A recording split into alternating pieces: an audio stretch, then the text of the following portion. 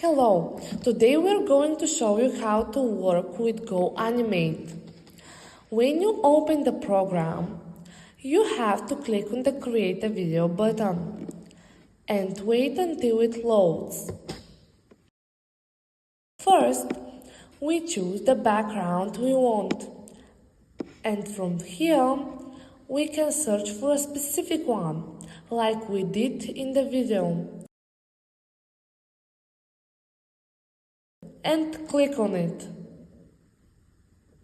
After that, we add a character from this icon. We have three options. When we like one of them, we can make it do actions from this button. There are a lot of different choices. When we find the action we need, we click on it. The program has got an option to make every object we add smaller or bigger. We are able to add a text box. There are a lot of different types. After we choose one of them, we write the information we want to share. We can change the color and the size of the box.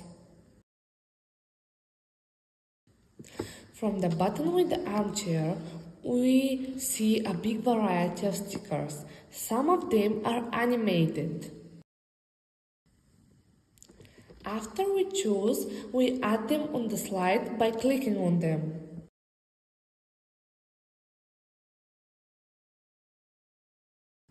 Here, we can also change the color.